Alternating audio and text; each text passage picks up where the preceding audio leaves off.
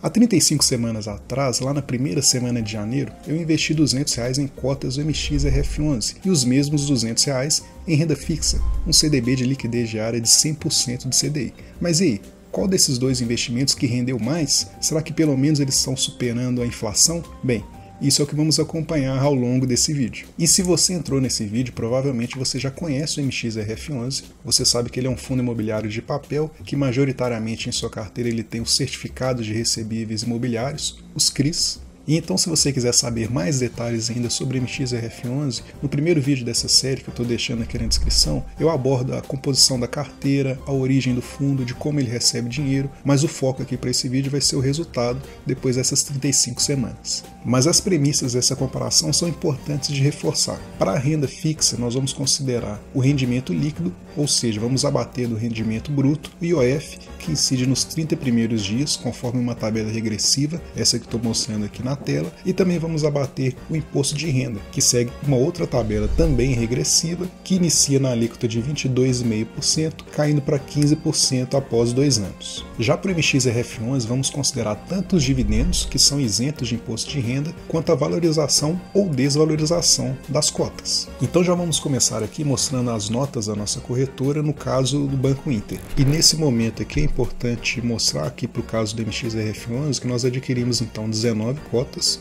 a um preço de R$10,54 por cota, que totalizou esses R$200,26 aqui que vocês estão vendo. Importante guardar essa informação.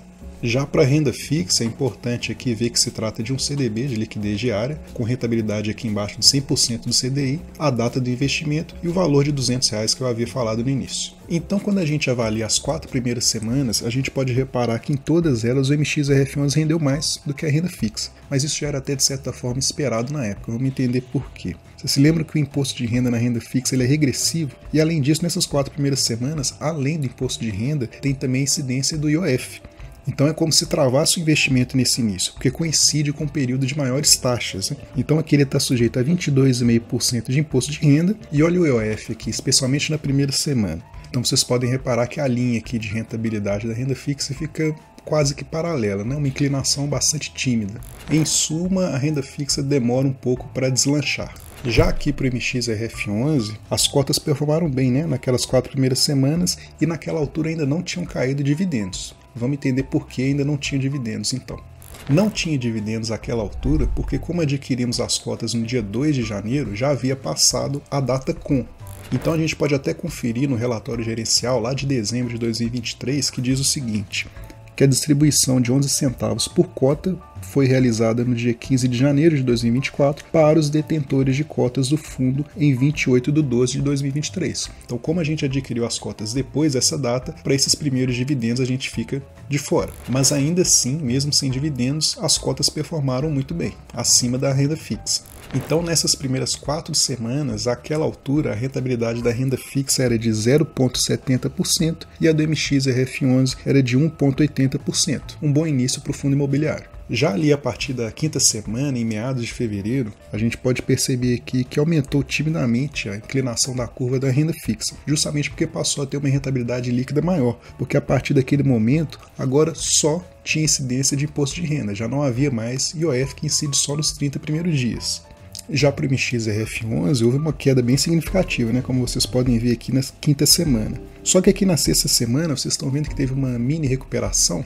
Pois é, vocês estão vendo essa cota ajustada aqui de R$ 201,40 e o que aconteceu se a gente olhar na tela da época, nós tínhamos 19 cotas valendo R$ 199,50. Só que aqui em fevereiro nós recebemos R$ 1,90 em dividendos, 10 centavos por cota. Então lembra que a nossa rentabilidade é dada por dividendos mais valorização das cotas? Então como que a gente chega nessa cota ajustada? A gente pega o valor do conjunto de 19 cotas, que era de R$ 199,50, e a gente subtrai do valor inicial, que é quanto a gente gastou para comprar as cotas, que era R$ 200,26. Nisso a gente tem um equivalente de desvalorização das cotas de 76 centavos. A gente soma essa desvalorização, os R$ 1,90 que a gente recebeu em dividendos. Daí a gente tem um delta positivo de R$ 1,14. a gente pega esse R$1,14 e soma ao quanto a gente pagou para adquirir as cotas. E nisso a gente chega em R$201,40, a nossa cota ajustada. E aí, como vocês sabem, eu posto vídeo todas as semanas com a evolução e os resultados desses dois investimentos. Então eu queria aproveitar para compartilhar aqui alguns dos comentários que eu recebi nas redes vizinhas quando eu postei os resultados lá da sexta semana. Então veja, um dos colegas falou que com a queda drástica da Selic, todos os fundos imobiliários estavam caindo, mas que deveria normalizar até em abril. E o colega estava certo em partes, porque como vocês podem observar, houve de fato uma queda de meio ponto percentual na Selic, de 11,75 para 11,25. Mas será que os fundos imobiliários vieram a normalizar como ele sugeriu? Vamos ver mais à frente. Mas ainda assim vocês podem reparar que nas semanas seguintes, mesmo com o recebimento desses dividendos, isso não foi suficiente para segurar a desvalorização das cotas do MXRF11. Então lá na nona semana, a rentabilidade acumulada da renda fixa era de 1,57% e a do MXRF11 era negativa em 1,14%. E aqui, partindo para a 10ª semana, a gente pode reparar que a renda fixa continua estável, diminuindo um pouco a inclinação, porque a taxa Selic havia caído naquele período, e o CDI é diretamente relacionado à Selic, na proporção de menos 0,1%. Mas aqui, como característica de toda a renda fixa, mesmo aos poucos, ela está sempre subindo. Já para o MXRF11, notem que teve uma arrancada aqui que foi justamente turbinada pelo recebimento de outros R$1,90 de dividendos. E então segue a mesma lógica do cálculo que eu mostrei anteriormente para chegar nessa cota ajustada. E aqui, aproveitando essa 10ª semana, queria compartilhar o comentário que um colega deixou também numa rede vizinha. Ele disse o seguinte, se referindo ao MXRF11, aspas, estou com ele, devo vender? Então, até para resumir a resposta que eu dei para ele, a opção de vender um fundo imobiliário envolve vários fatores que vão além do fato das cotas estarem oscilando para baixo. A gente teria que avaliar se o fundo perdeu fundamentos, se os recebíveis, por alguma mudança ou uma avaliação do fundo, eles podem vir a gerar calote, se falta clareza por parte da gestão, enfim, a oscilação de cotas por si só não deve ser motivo para venda. Claro que aqui para nós, normalmente vamos tratar de valores relativamente baixos, mas já imaginou você com R$2 milhões em cotas do MXRF11 e visse essas cotas caindo mês após mês? Será que a decisão de vender ou não vender nesse caso pesaria mais? Deixe sua opinião aqui nos comentários. E aqui na 14ª semana, que o MXRF11 quase encostou na renda fixa, foi porque houve mais um recebimento de dividendos, mais R$1,90 para ajustar a nossa cota. Então, naquela altura, a rentabilidade da renda fixa era de 2,35% e do MXRF11 de 2,09%. E aqui é válido trazer mais um comentário que recebi na rede vizinha na época. O colega disse o seguinte, que os R$200 que ele tinha em cripto viraram R$600, ou seja, triplicou o investimento. Termina dizendo, isso aí não presta. Bem respeitosamente, esse é o tipo de comentário que precede a ruína, pois o investimento triplicar de valor em um espaço tão curto de tempo é algo totalmente fora da curva e, por definição e por histórico, não é sustentável. Então me resta desejar sorte ao colega, porque ele vai precisar. E se você gosta desse tipo de conteúdo, não deixe de participar aqui nos comentários, dando a sua colaboração, a sua sugestão e lembrando-se de se inscrever no canal. Aqui a partir da 15ª semana, pode reparar que a renda fixa ainda seguia como um reloginho sempre subindo aos poucos. E aqui dá para perceber de novo uma nova deitada na curva, porque houve uma outra redução na taxa Selic no período de 11,25 para 10,75. Já para o caso aqui do MXRF11, veja que teve uma outra grande queda aqui da 16ª para a 17ª semana, e aqui nessa época a cota oscilou menos 3% do valor original. Mas depois deu uma recuperada, porque já na 18ª semana houve um novo recebimento de dividendos. E nessa época eu recebi o seguinte comentário, fundos imobiliários não fazem sentido porque a renda fixa paga o mesmo, mas com segurança. Bem, eu acho que ele está dando um certo spoiler da conclusão que a gente vai chegar ao final de todo esse período. O que você acha? E então, lá na 19ª semana, as rentabilidades eram, para a renda fixa, 3,22% e para o MXRF11, 1,99%.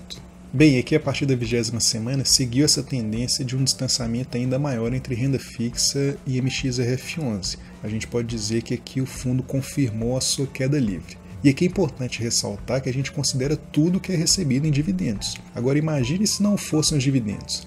Esse abismo que estava se abrindo aqui seria ainda maior. E nessa época eu recebi a seguinte observação. Para o colega, toda vez que o MXRF11 batia 10,40, ele comprava. Vocês têm um preço fixado para comprar determinado ativo? E além disso, o que chama atenção no comentário dele é que existe uma regra não escrita, mas seguida por vários investidores de fundos imobiliários, que é de que, se tratando de fundos imobiliários de papel, como no caso do MXRF11, eles não devem ser adquiridos caso a relação entre preço e valor patrimonial seja superior a 1,05. E eu expliquei mais sobre esse indicador preço sobre valor patrimonial num vídeo que eu vou deixar aqui na descrição, mas veja, o valor patrimonial por cota do MXRF11 fica na casa de 9,73. Então, comprando a 10,40, essa relação preço-valor patrimonial seria de 1,07. Claro que se for abaixando desse valor de 10,40, essa relação vai abaixando ainda mais. Enfim, acompanhar o preço para que ele atenda ao critério de relação entre preço e valor patrimonial abaixo de 1,05 é uma boa estratégia. E aqui as últimas 10 semanas também seguiram essa tendência, com a renda fixa sempre subindo e se distanciando cada vez mais do MXRF11, que seguia em queda, com uma tímida recuperação sempre quando ele recebia dividendos. Então, após 35 semanas, comparando a renda fixa com o MXRF11, a rentabilidade total acumulada foi de 5,98% para a renda fixa e apenas 2,28% para o MXRF11. Essa é uma rentabilidade que te atende? Mas veja, não paramos por aí. Já sabemos a rentabilidade da renda fixa e do MXRF11. Mas e a inflação? Então aqui no site do Banco Central tem essas opções aqui bem legais em que você pode calcular a inflação, o rendimento da poupança e outros índices oficiais. Mas aqui vamos focar na inflação. Então a gente coloca aqui o mês de referência, que é o que fizemos o investimento, no caso janeiro de 2024, e colocamos aqui o índice IPCA, que é o que mede a nossa inflação para o consumidor. E aqui colocamos até qual a data que se deve corrigir, e aí colocamos a data referente a essas 35 semanas, que aqui no caso coincide com o final de agosto, mês 8 de 2024. E aí, como vocês podem ver, a inflação acumulada nesse período é de 2,85%. Então, é isso mesmo que você está pensando. A renda fixa está rendendo acima da inflação e o MXRF11 abaixo. Ou seja, até o momento, do ponto de vista prático, estamos perdendo dinheiro com o MXRF11. Pois é, os números, na maioria das vezes, não mentem. E aí, pessoal, muita gente fala o seguinte: a sua rentabilidade do MXRF11 está ruim porque você pagou um preço muito alto para adquirir. E assim, claro, esse aqui é um desafio didático em que a gente pode acompanhar quase que em tempo real a rentabilidade de investimentos realizados de fato. Reparem que aqui não tem simulações de planilha nem nada. São investimentos reais e que a gente pode ter o dia a dia de como eles performam. Então a ideia é justamente mostrar todos esses aspectos que envolvem ter um fundo imobiliário e renda fixa em carteira. Em um cenário ideal, por exemplo, em todas essas quedas do MXRF11, que vocês puderam ver que foram várias, eu poderia ter ido lá e comprado ainda mais cotas do fundo, a um preço menor. E como o fundo não perdeu fundamentos, continua consistente, com boa gestão, eu reduziria meu preço médio e atenuaria todas essas perdas que eu mostrei ao longo do vídeo. Então todo esse desafio que irá se encerrar ao final do ano e que a gente vai acompanhando semana a semana é um convite à discussão, que é o lema aqui do canal. Troco, eu compartilho as minhas experiências em investimentos e aprendo com a de vocês. Bem, então você pode ver que nesse desafio a renda fixa venceu, um CDB de 100% do CDI. Mas você sabe dos riscos que envolvem o investimento em um CDB? Sabe se há proteção ou não do fundo garantidor de crédito? A saúde financeira do emissor? Bem, eu tratei sobre tudo isso nesse vídeo aqui na sequência.